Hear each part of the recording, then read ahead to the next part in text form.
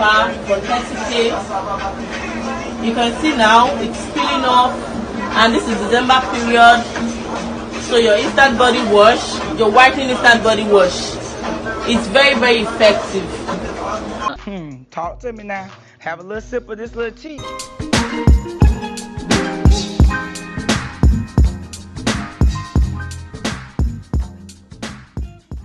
So today I'm going to be talking about colorism again, but mostly this new skin bleaching technique that is just completely crazy. I'm going to show you guys that video first and give you guys some alternatives to skin bleaching, and I'm going to talk about my experience with attempting to skin bleach, why I'm going to talk about the inferiority complex of Black women, dark-skinned women, and my experience being bullied and just struggles of being a Black woman in America and in general, even in Africa, because this situation is so played out in the Black and African/Black community. It is just sickening. So I do want to talk about some certain topics like the Megan Thee Stallion situation with the white rapper G-Eazy, and then Tika Sumter's sentiments on The Real talk show today. There's just a lot to unpack. So let's go ahead and get into it. For 30K, as you can see, it's very instant. You can see now it's peeling off, and this is December period. So your instant body wash, your whitening instant body wash, it's very, very effective. Just for 30K, the result is instant at House of Inner Body Care and Spa. As you can see, can you see this? Can you see this? Can you see this? Can you see this? It's so peeling off now. Just come to House of Inner Body Care and Spa. We get this done for you at 30,000 naira. Can you see? Dead cells peeling off immediately, and it's getting whitening immediately. So that video was completely crazy. That is a lady who is real. Like, she's in Africa or Nigeria, some parts of Africa, and she's promoting the skin bleaching bath. Now, when people say go take a bleach bath, they mean actual like Clorox bleach. And it's a stupid saying, but this is like something serious. Like, people are really trying to do this to actually like just completely destroy their skin. I guess what they're doing is just lightening it, but what they don't know, and what some of them might know, is that you're damaging your skin. You're not going to just be lighter. You're going to be pale and pigmentless. You're going to look like a wet pig. That's not attractive. Like, so many people just need to realize that their skin complexion was just perfect the way that it was. I understand if you have hyperpigmentation issues or you have like some blotchy skin issues, which I've had. So there are other ways that you can deal with that. You can go get skin treatments. You can get a chemical peel. You can get microdermabrasion. You can get dermaplaning, which I have. I have a technique.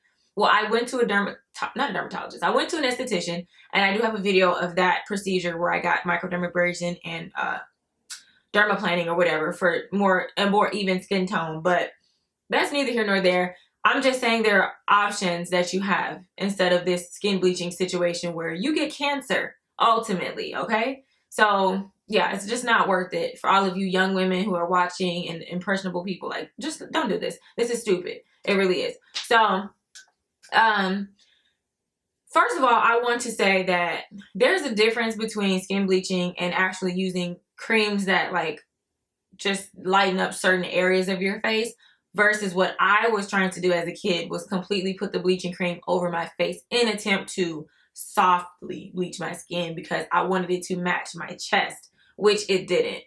So here's my story. So when I was, well, actually growing up, I was about this color, my chest color, up until like 5 or 6 years old, when I started spending more time in the sun. As a young Black girl, nobody told me about sunscreen. I didn't know anything. I thought Black people didn't have to wear sunscreen. So yeah, I just went outside and got tanned and burned on my face because my mom is a Christian woman. So she just made sure that I had to have all of my arms covered and, you know, pretty much everything covered. So what's the only thing that's left out? My face and my neck. So I still have that issue, even though I'm wearing makeup now. But I had the issue of my face being a shade darker than my chest and my hands and arms and stuff. So I've been trying to do some treatments to get that together, but I used to actually get bullied. Some of my family members, which were lighter, would make, you know, little black, you so black, yo black ASS, all that kind of stuff. They would join me a lot of the time, even at church, honey. And some of the adults weren't aware, but some of the adults were the ones making comments. I would get it all the time at school. There's one light-skinned guy. He completely bullied me my entire 9th grade year. Like the full year, like literally every day. I failed gym class because of him, because he just cussed me out every doggone day. Just because I was dark-skinned. I had never said a word to that boy. So at the end of the school year, anyway, he told me that he wanted to have sex with me. So, child. I guess that was his way of saying he liked me, but no, that was humiliating. And a lot of other girls and sometimes my little friends will say, with your little black self, you know, sometimes African Americans, we joke like that, like we'll just do the color jokes, but honestly, it comes from a deeper rooted place. Like most of the time when people call you black and say stuff like that, they mean it and they look at you as inferior. And so that's really why I started to like use a lot of skincare products to try to get my skin clearer and smoother and a little lighter so that I could be one color and that they just stop calling me black. Like I'm honestly brown if you ask me. I mean, comment below if you think I'm just dark brown, dark black, whatever. I just think I'm brown skin. I know I'm not light. I don't want to be light. I like being brown. But they made it seem like I was like navy blue type black. Like, no. So kids are stupid anyway, but a lot of that comes from their parents. There were some guys that I liked that their parents were light skinned and they didn't like that their kids dated dark skinned people. So I was like, wow, forget the fact that I'm educated. Forget the fact that I'm a beautiful girl, that I'm nice. I have values and morals. Forget all of that. You're pressed about my skin color. That's ridiculous. So of course, being told that you're not cute and dark and black and all that stuff from your family, friends, and schoolmates, you're going to feel inferior. And this is what embodies a lot of black women's struggles in America. Like we get dragged the most by black men and white men and all the other men. I guess what I would want is for at least the black men to accept us. Like they go off and get these white girls and mixed girls and I like my B's, light skin, long hair and all that stuff, when dark skinned women have long hair. Hello, this is all my hair. My hair is down my back, honey.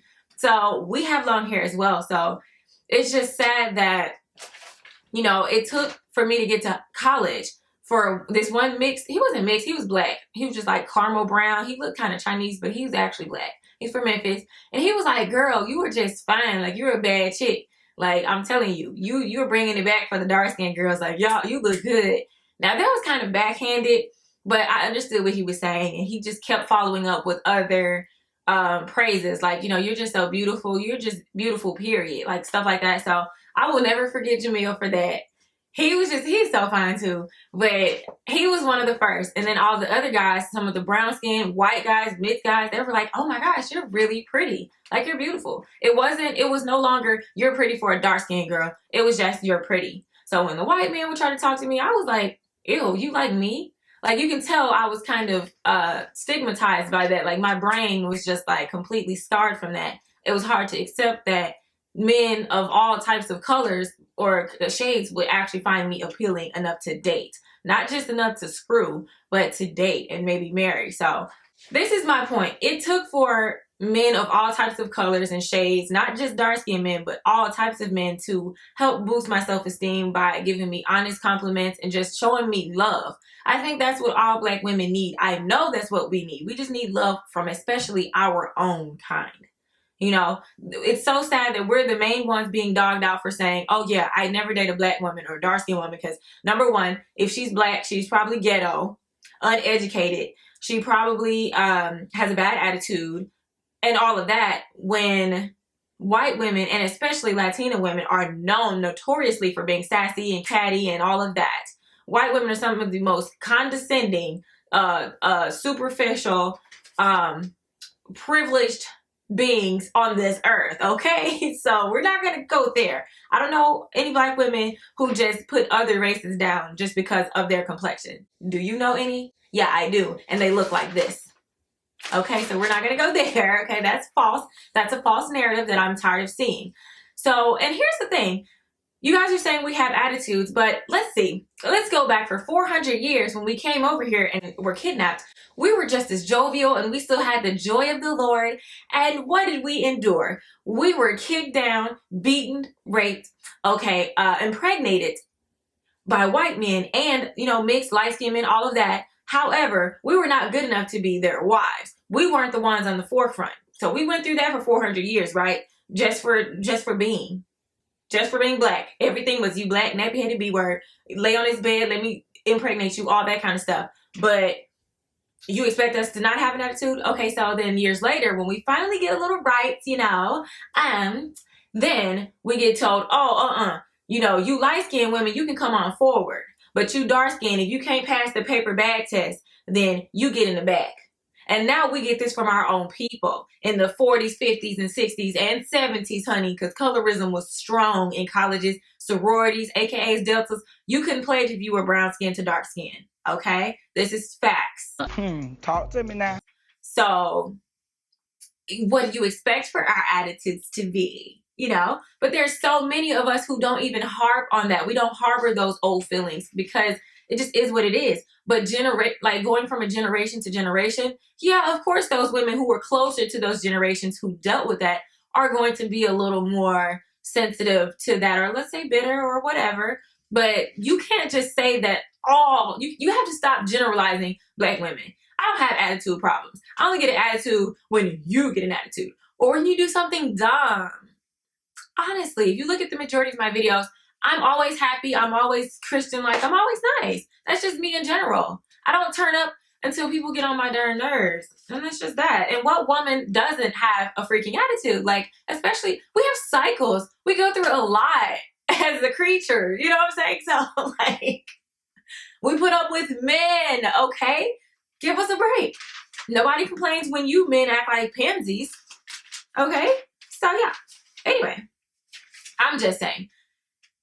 I just really hate that I spent a quarter of my life feeling like I was inferior because of my complexion. I really hate that. And for all of you young girls who are watching who feel like that, just know that you're beautiful. A lot of people are just stupid in this world. That's just the best way that I can break this down to you. A lot of people are ignorant. A lot of people are uncultured. They know nothing about anything but their own colors or shades or family or whatever, their own countries or ethnicities or whatever. And so you have to let them just be ignorant. Don't let that be a reflection of you and how you feel about yourself. I don't care if somebody calls you black and ugly every day. That's not your truth. That's them and what they feel. Okay? And that's just that. Okay? You can't tell me anything. Like, I just feel like I'm beautiful. I really think that I'm beautiful. I think I'm at least cute. You know what I'm saying? So, but I still face that though. Being dark skinned, I feel like I have to have a certain body shape to get pushed to the equal front line where the other women are. So that's just something that it just is what it is. And that's just that.